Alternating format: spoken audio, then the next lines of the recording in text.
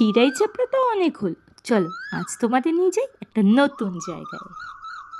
কি সুন্দর না? সূর্যমুখীর ক্ষেত, আর চারিপাশ শুধুই সূর্যময়। বলো তো দেখি এই জায়গাটা কোথায় হতে পারে? ক্ষীরাই চাপড়া জায়গাগুলোকে কি খুব মিস করছেন? শীতকাল চলে গেছে, হয়তো অতটা ফুলের সমারোহ পাবেন না, কিন্তু এই গরমকাল বসন্তকালে আমি আপনাদের জন্য নিয়ে এসেছি এরকম একটা সূর্যমুখীর ক্ষেত। আচ্ছা বলুন তো বন্ধুরা, এই ফুলগুলোকে দেখতে পুরো সূর্যের ন্যায়, তাই জন্যই এর নাম সূর্যমুখী। আর এই সূর্যমুখী ফুল সবসময় সূর্যের দিকে মুখ করে থাকে, এটা এর নামকরণের আরেকটি কারণ। কিন্তু চাষিরা এই যে এত এত ফুল এখানে লাগিয়েছে, এগুলো কেন লাগিয়েছে সেটা কি বলতে পারবেন? শুধুই মাত্র কি ফুলগুলো দেখতে সুন্দর, বাজারে বিক্রি হয় এই কারণে? একদমই না। এই সূর্যমুখী ফুল খুবই ট্যালেন্টেড একটা ফুল, আর আমার সবচেয়ে প্রিয় ফুল। আমার ড্রেস দেখে বুঝতে পারছেন সেটা নিশ্চয়ই। এই সূর্যমুখী ফুলের প্রচুর গুণাগুণ, প্রচুর।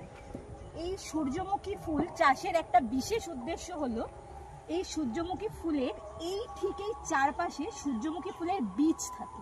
এই বীজগুলো এখানে সারিবদ্ধভাবে থাকে। এই বীজগুলোকে পিষে আমরা একটা তেল পাই, সাদা সাদা তেলের মতন দেখতে, যেটাকে আমরা বলি ইংরাজিতে সানফ্লাওয়ার অয়েল। এই তেল কিন্তু ঘিয়ের সাবস্টিটিউট হিসেবেও বিক্রি হয়, যার ফলে এটার অপর নাম বনস্পতি তেল। এই সূর্যমুখী ফুলের আরেকটু কিছু গুণাগুণ বলি।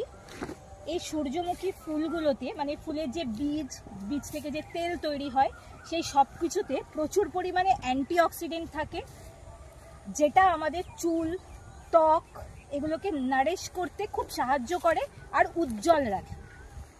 সাথে প্রচুর পরিমাণে ম্যাগনেসিয়াম থাকে, যেটা আমাদের শরীরে জোর বাড়াতে সাহায্য করে, হরমোনাল ব্যালেন্স ঠিক রাখতে সাহায্য করে, আমাদের শরীরের ওজন পরিমিত রাখতে সাহায্য করে, বেড়ে গেলে কমাতে, কমালে বেড়ে গেলে।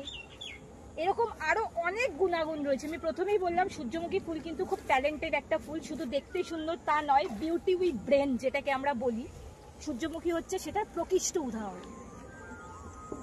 সূর্যমুখী যে ফুল, এই ফুল থেকে একটা খোল তৈরি হয়, আপনারা হয়তো অনেকেই জানেন। সেই খোল গরুর দুধে মেশানো হয়। গরুর দুধে মেশালে গরুর দুধে ফ্যাটের পরিমাণ বৃদ্ধি হয়, যেটা গরুর শরীরে প্রচণ্ড পরিমাণ পুষ্টি সরবরাহ করে।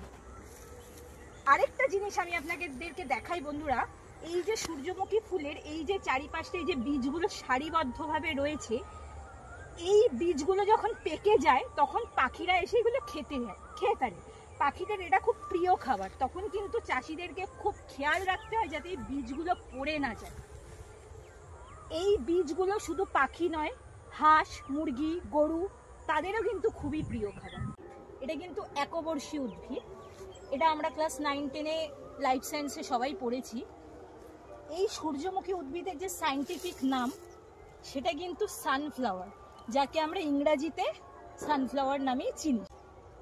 এবার একটা ইনফরমেশন আমি দিই, এই যে সূর্যমুখী ফুল, এই সূর্যমুখী ফুল আমরা সবাই জানি সবসময় সূর্যের দিকে মুখ করে থাকে, কিন্তু কিছু সূর্যমুখী, যেমন দেখুন এই সূর্যমুখীটা সূর্যের দিকে মুখ করে আছে, কিন্তু এটা দেখুন এটা উল্টো দিকে মুখ করে আছে। এরকম আরও কিছু সূর্যমুখী আছে যেগুলো ভেতরে ভেতরে আপনারা দেখবেন অন্যদিকে মুখ করে রয়েছে। এইগুলো দেখবেন এই দিকে মুখ করে রয়েছে, আবার এইগুলো এই দিকটা দেখুন, আমি এই দিকে একটা সূর্যমুখী দেখাচ্ছি, এটা এই দিকে মুখ করে রয়েছে। কেন? তার কারণটা কি? তার কারণ হলো, তরুণ যে সূর্যমুখী হয়, একদম নবজাতক যে ফুল, সেগুলো সবসময় সূর্যের দিকে মুখ করে থাকে। সূর্য সকালে পূর্ব দিক থেকে ওঠে, ওরাও পূর্ব দিকে মুখ ঘোরে। সূর্য যেমন যেমন পশ্চিম দিকে অস্ত যায়, ওরাও সূর্যের সাথে সাথে পশ্চিম দিকে ঘুরে যায়। কিন্তু যেসব সূর্যমুখী পরিণত বয়স্ক, সেই সব সূর্যমুখীর গাছের বৃদ্ধিটা আস্তে আস্তে কমে যায়। তখন কি হয়? তখন ওরা সূর্যের আলো ওদের অতটা দরকার পড়ে না। সকালবেলা যে সূর্যের আলোর দরকারটা পড়ে সেটা ওরা শুষে নেয়, আর বিকেলের দিকে এদের যখন রোদ শোষা হয়ে গিয়ে থাকে তখন এরা আস্তে আস্তে সূর্যের বিপরীতে মুখ ঘোরাতে শুরু করে। দানা আছে, ওই দানা ভাঙালে তারপর তেল হবে। তেলটা এখানেই, মানে এখানেই ধারে কাছেই কোনো এখানে নারকেল সর্ষে ভাঙানো হয়, ওইখানে ভাঙাতে হয়। আচ্ছা, এটা কবে থেকে ফুলটা পুরোপুরি ফোটে? মানে কোন মার্চ মাসেই শুধু অনলি ফর, নাকি এপ্রিলও থাকবে? এই মাসের মধ্যেই সব ফুটে যাবে। আচ্ছা, এটা এপ্রিল অবধি থাকে, তারপর তুলে নেয়? না, দানা না পুষ্ট হলে তুলবেন। সেটা হতে হতে ওটা ওই বৈশাখ মাসের প্রথম দিকে চলে আসে।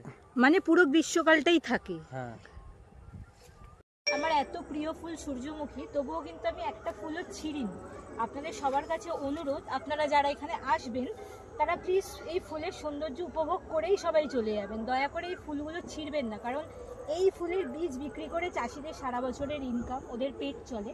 তাই আর এমনিতেও আমরা সবাই জানি যে ফুল সবসময় গাছে দেখতেই ভালো লাগে। ফুলগুলোকে প্লিজ গাছে থাকতে দেবেন। মনে হচ্ছে না এক টুকরো স্বর্গরাজ্য? মিডল অফ দ্য এপ্রিল পর্যন্ত তোমরা এই ফুল পাবে। তাহলে তোমরা কবে আসছো? শুধু দূর থেকে দেখলে হবে? কাছের মানুষকে নিয়ে এসে সাক্ষী থাকতে হবে তো সূর্য আর সূর্যমুখীর প্রেমের। লোকেশন জানতে কমেন্ট বক্সে চলে মরমরিয়া উঠে আমার দুঃখ রাতের গান।